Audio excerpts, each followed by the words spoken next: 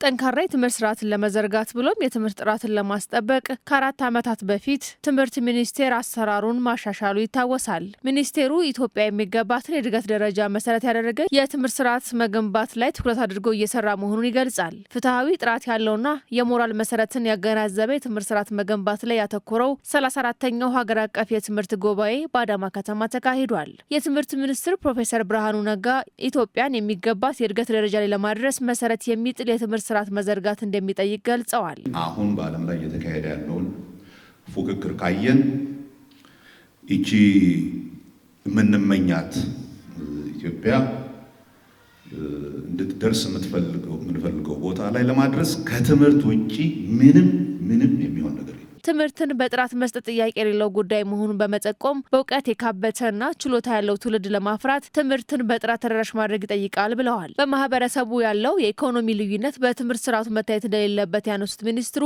ፍትሐዊ የሆነ የትምህርት አሰጣጥን መዘርጋት ትኩረት ይሻዋል ብለዋል።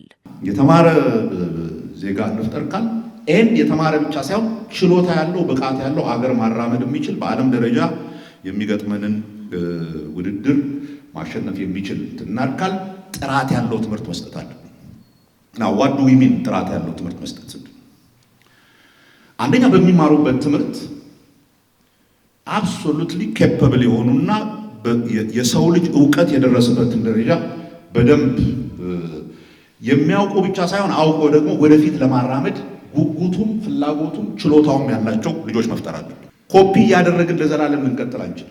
በኢኮኖሚ ውስጥ ያሉ ልዩነቶች በህብረተሰብ ውስጥ ያሉ ልዩነቶች በትምህርትም ዘርፍ ከተደገሙ ፐብሊክ ትምህርት ቤቶቻችንን እንዴት አድርገን ሌላው ጋር ከሚሰጠው ትምህርት ያልተናነሰ ሰጥተን ልጆቹ በአገራቸው እንደማንኛውም ሰው ተወዳድረው ከፍተኛ ቦታ ላይ መድረስ የሚችሉበትን ሁኔታ መፍጠር ይሄ ግዴታቸው። በመድረኩ እድሜያቸው ለትምህርት የደረሱ ሆኖም ግን ወደ ትምህርት ገበታ ያልተቀላቀሉ ተማሪዎች ቁጥር ከፍተኛ መሆኑ የተገለጸ ሲሆን ይህንን ችግር መቅረፍ የ2018 ዓ.ም ዋነኛ የትኩረት አቅጣጫ መሆኑ ተገልጿል። ቀላል የማይባል ቁጥር ያለው ተማሪ በእድሜው መግባት ያለበትን የትምህርት ደረጃ እንዳይሳተፍ ሆኗል። ለዚህ ብዙ ምክንያቶች አሉ። አንደኛው ግጭት ነው።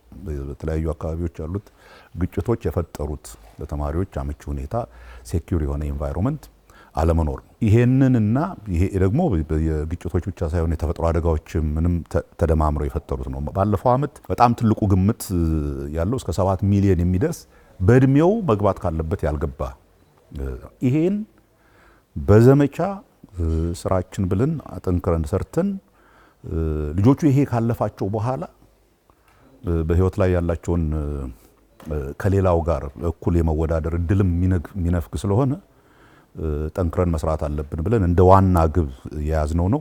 በመጀመሪያው 3 ወራት ያየነው ጥሩ ነው። ካለፈው ዓመት አንፃር ሞር ተጨማሪ ተማሪዎች እየገቡ ነው። ግን ገና ይቀረናል።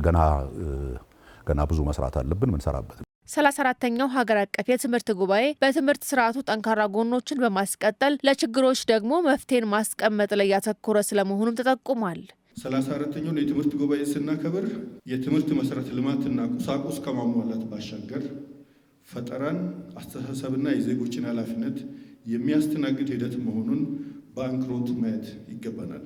በክልላችንም እንደ ሀገር አቀፍም የ6ኛ፣ 8ኛና 12ኛ ክፍል ለሚሰጡ ምዘናዎች ተማሪዎች በበቂ ሁኔታ እያለፉ አይደለም። ይህም አንዱ የጥራት ጉድለት ማሳያ ነውና ተማሪዎቻችን ለደረጃው የሚመጥናቸው ብቁ ሆነው እንዲቀጥሉ ለማስቻል ሰፋፊ ስራዎች መስራት እንደሚኖርብን ነው ከጉባኤው እየተማርን ያለ ነው።